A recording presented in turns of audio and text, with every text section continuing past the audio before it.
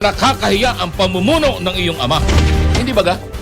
Alam mo, Charis, sa social media post ni Pulong, sinabi nitong tumatawag ang mga staff ni House Majority Leader Sandro Marcos sa mga chief of staff ng mga kongresista upang himukin ang mga ito na bumoto pabor sa impeachment. Oo, may nakapagsabi sa akin, meron nga daw. Ang ginagawa mo ay isang pagpapatunay na walang silbi ang inyong pagsusumikap. Malinaw na yung ginagawa na yan nitong si Sandro Marcos ay isang patunay na walang katotohanan, walang laban ang lahat ng mga reklamong kanilang sinampak. Sapagkat walang ebidensya. Ipagbalik-balik na rin man. Wala. Ang plano nitong mga buhaya na ito, ang target ng mga yan, ng mga buhaya na yan, ay palawigin ang termino ng presidente. Pipilitin nila yun. Alas 5:15 ng umaga, inakusahan ni Davao City Representative Paulo Duterte ang ilang pinuno sa Kamara na umuning nananakot sa mga mambabatas na tatanggalan ng pondo ang kanilang distrito kapag hindi sumuporta sa impeachment case ng kanyang kapatid na si Vice President Sara Duterte. Sa social media post ni Pulong, sinabi nitong tumatawag ang mga staff ni House Majority Leader Sandro Marcos sa mga chief of staff ng mga kongresista upang himukin ang mga ito na bumoto pabor sa impeachment. Anya, kapag hindi sumunod ang mga mambabatas, maaaring mawala ang pondo para sa patubig, paaralan, tulay, kalsada at social services sa kanilang lugar. Higit pa ni Pulong, hindi dapat gamiting sandata ang pambansang budget para pilitin ang mga halal na opisyal na pumabor sa impeachment. Kung talagang matibay anyang kaso, hayaan na lamang ang mga ebidensya ang magsalita at hindi ang pananakot o pamimilit. Abante Pilipinas! Oo, may nakapagsabi sa akin, meron nga daw. Ay, sorry. Sandali, inikot ko lang at ayan. Sorry. Gulo. Wala sa proper quorum yun. Pilipinas! Anyway, as I was saying, meron nga daw. Oo, meron nga daw. Pero, yan, alam mo, Charis, ang ginagawa mo ay isang pagpapatunay na walang silbi ang inyong pagsusumikap. Ang ginagawa ninyo ay isang pagpapatunay na ang mga tao na nandyan ay napipilitan lang sumunod sa inyo dahil sa pangangailangan ng kanilang nasasakupan. Ang nangyayari at ang ginagawa mong yan ay isang pag-amin na wala at laspag ang inyong administrasyon, na nakakahiya ang pamumuno ng iyong ama. Hindi ba ga? Sorry sinasabi ko lang ito. Pero hindi dahil sa kung ano paman. Kahapon nga, nagtatawa ng kami ni Ma'am Jean ma'am, napapagkamalan akong DDS. Hindi ho.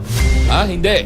Ang sinasabi ko lang ay malinaw na yung ginagawa na yan nitong si Sandro Marcos ay isang patunay na walang katotohanan, walang laban ang lahat ng mga reklamong kanilang sinampak.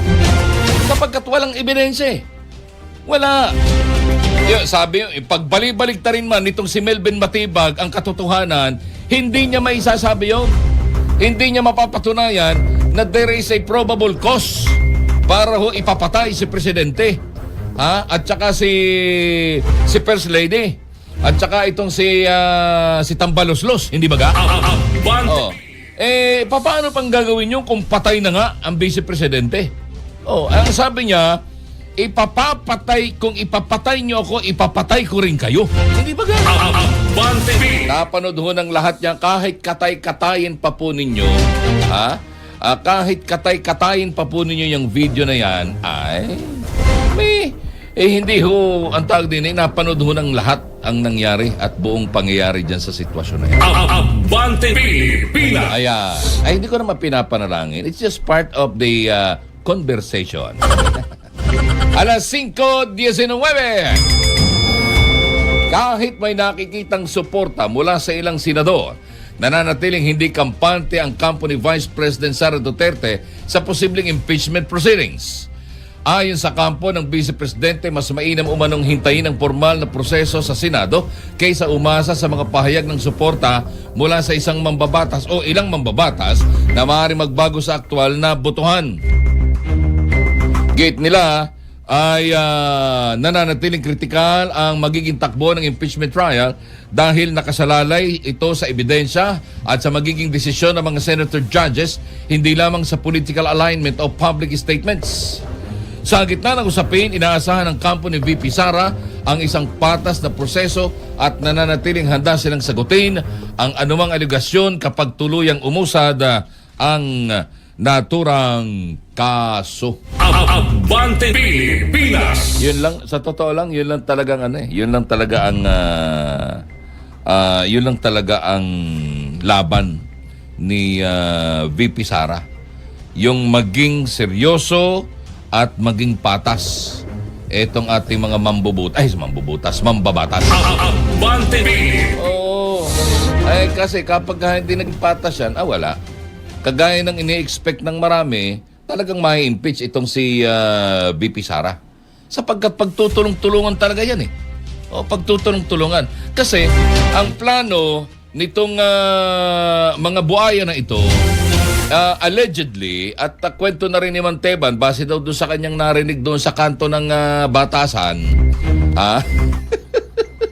patambay-tambay ito doon sa may terminal na tricycle eh. Diyan sa may batasan, no?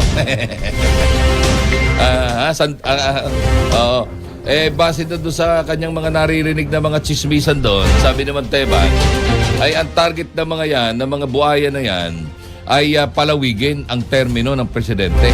Pipilitin nila yon. Kaya na sabi ko, ang sabi ng mga constitution experts, no, it won't happen. Bakit? Kasi, ang tawag din, it will take years bago magkaroon ng pagbabago sa ating saligang batas. Abante Pilipinas. Ba't naputol? Nangyari? Saan nangyari? Anyway, Abante Pilipinas. alas 5:30, I stand with Jay Sonsa. Ito naman po naging pahayag ni dating presidential spokesperson Attorney Harry Roque kasunod ang pagkakaaresto ng National Bureau of Investigation sa dating mamamahayag na si Jay Sonsa dahil sa kasong cyber libel. Ayon kay Roque, mahalaga na maigalang ang proseso ng batas at ang karapatan ng bawat individual na hinarap sa kaso habang pinaiiral ang due process sa ilalim ng kasalukuyang sistema ng ating hustisya.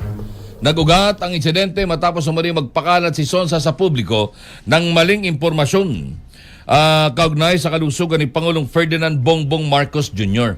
Patuloy namang inaantabayanan ang mga susunod na kaganapan sa kaso habang nakatakda rin ipagpatuloy ang investigasyon ng mga awtoridad. Abante Pilipinas. Alam ninyo, ewan ko lang pero pakiramdam ko, sa aking sariling pakiramdam, mahirap pagtiwalaan yang si Melvin Matibag.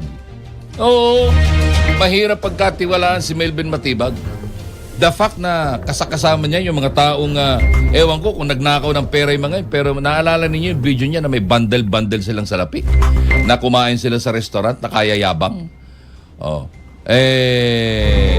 Sa halip na magbayad ng maayos, bumunot ng bundle ng pera na parang 1 milyon yata yung isang bundle na yun.